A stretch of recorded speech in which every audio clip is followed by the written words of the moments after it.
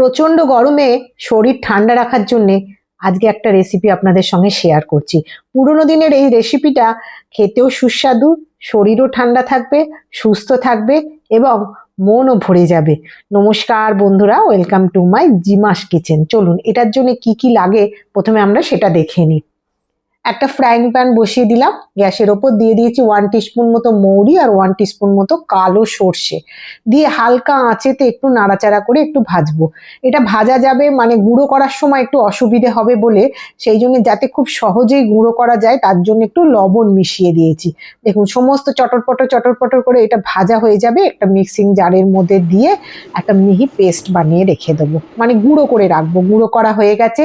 এখানে নিয়েছি একটা ঝিঙে আর একটা আলু, তার মধ্যে দিয়ে দিয়েছি একটু হলুদ গুঁড়ো, একটু লঙ্কা গুঁড়ো আর দিয়ে দিয়েছি একটুখানি তেল। সর্ষের তেল দিয়ে আমি রান্নাটা করব। লবণ কিন্তু দেয়া যাবে না, তাহলেই জল ছেড়ে দেবে। সমস্ত মাখা হয়ে গেছে। বিউলির ডাল নিয়ে নিয়েছি আমি এখানেতে, জল ঝরিয়ে 3 ঘন্টা ভিজিয়ে রেখেছিলাম। এবার মিক্সির মধ্যে দিয়ে দুটো কাঁচা লঙ্কা দিয়ে পেস্ট করে নিয়েছি। এই পেস্টের মধ্যে দিয়ে দিলাম 1/4 টিস্পুন মতো আজওয়াইন আর পরিমাণ মতো লবণ দিয়ে খুব ভালো করে এইটাকে ফ্যাটাবো। এই ডালটা আপনারা যে কোনো কিছু দিতে পারেন, মটর ডাল দিতে পারেন, মুগের ডাল দিতে পারেন। আমি এখানে বিউলির ডাল দিয়েছি। খুব ভালো করে এটাকে ফেটিয়ে নিয়েছি। এইবার ফ্রাইং প্যানের মধ্যে আমি 2 টেবিল স্পুন মতো সর্ষের তেল দিয়েছি। এই তেলটাতেই পুরো রান্নাটা হবে, আর কোনো রকম ভাবে আমি আর তেল ইউজ করব না। তেলটা যখন খুব ভালো করে গরম হয়ে যাবে 1/4 টিস্পুন মতো কালো জিরে আর 2-3টে কাঁচা লঙ্কা দিয়েছি। কাঁচা লঙ্কাটা আপনারা আপনাদের স্বাদ মতো ঝাল কম বেশি করে দেবেন। এইবার ওই যে মশলা মাখিয়ে রেখে দিয়েছিলাম ঝিঙে আর আলু, সেইটাকে এর মধ্যে দিয়ে একটু নাড়াচাড়া করব। একটুখানি গ্যাসের ফ্লেমটা মিডিয়াম রেখেছি, ঢাকা দিয়ে বেশ কিছুক্ষণ ধরে ঢাকা খুলবো আর দেখবো নাড়াচাড়া করে একটুখানি হালকা একটু ভাজা ভাজা হয়েছে। কিছুক্ষণ ভাজবো এরকম ভাবে ঢাকা দিয়েই। এখনো কিন্তু আমি কোনো রকম লবণ ইউজ করিনি। এইবার আমি এতে লবণ দিলাম। লবণ দিলে জল ছাড়তে আরম্ভ করবে। দিয়ে দিলাম 1 টিস্পুন মতো আদা বাটা, দিয়ে খুব ভালো করে আবারও ওই আদা আর লবণ মিশিয়ে নেবো। খুব ভালো করে যখন লবণ আর আদা মেশানো হয়ে যাবে, মিক্সির যে ডালের বাটিতে যে ডালটা লেগেছিল সেইটা ধুয়ে জল একটু একটু করে এটাতে দিয়ে কষাতে থাকবো। এই রান্নাটা খুবই সহজ আর এমনি খেতেও খুব সুস্বাদু। কোনো রকম তেল মশলা রিচ কোনো ব্যাপারই নেই আর খুব হালকা হয়, খেতে কিন্তু অসাধারণ হয়।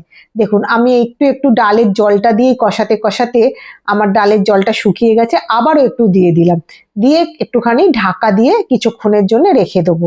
বেশ কিছুক্ষণ ঢাকা দিয়ে আবারও খুলে দিয়েছি, দিয়ে আবারও ভালো করে নাড়াচাড়া করে কষিয়ে নেবো। দেখবেন আদার গন্ধটা চলে গেছে। মশলা বলতেই শুধু আদা পড়েছে আর কিচ্ছু নয়। আর কাঁচা লঙ্কা তো ফোড়নে দিয়েইছি, আর কোনো রকম মশলা পড়বে না, না হলুদ জিরে লঙ্কা কিচ্ছু দেবো না। এইবার পরিমাণ মতো জল দিয়ে দিলাম। আলুটা সিদ্ধ করতে হবে, সেই জন্য পরিমাণ মতো জল দিলাম। ঝিঙে তো আপনার নরম হয়েই গেছে। ভালো করে মশলা চারধার থেকে কাটিয়ে একটা বড় সাইজের টমেটোকে আমি কেটে রেখেছিলাম, দিয়ে এর মধ্যে দিয়ে এবার ঢাকা দিয়ে দেবো বেশ কিছুক্ষণের জন্য।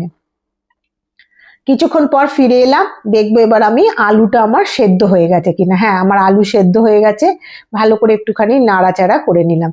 এই যে ডালটা আমি বেটে রেখেছিলাম সেইটা একটু একটু করে এরকম বড়ির আকারে গড়ে গড়ে এর ওপরে দিতে থাকবো। সমস্ত ডালটা এই মানে ঝোলের ওপরেতেই দিতে থাকবো। কোনো কিছু ভাজাভুজির সিন নেই, তেলও আপনার লাগবে না। আর স্বাস্থ্যের পক্ষে তো সবটাই উপকারী।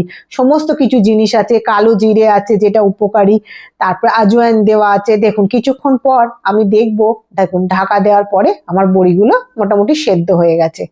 এইবার ভালো করে একটুখানি মিশিয়ে নেবো নাড়াচাড়া করে। এটা একটুখানি পাতলা পাতলাই রাখবেন, শুকনো করে দিলে খেতে অতটা ভালো লাগবে না। আর বেশি ভালো লাগে সব থেকে ভাপ দিয়ে খেতে। একটুখানি বড়িগুলো তো আমার সেদ্ধ হয়ে গেছে, একটু জাস্ট আমি ওলট পালট করে মিশিয়ে নিলাম। সমস্ত যখন মেশানো হয়ে গেছে তখন এইগুলোকে এক সাইড থেকে যা মশলা লেগেছিল সমস্ত কাচিয়ে এরবার যেই মশলাটা আমি তৈরি করে রেখেছিলাম সেইটা আমি এর মধ্যে দিয়ে দেবো। এখানে আমি 1 টিস্পুন মতো মশলা ছড়িয়ে দেবো ওপর থেকে।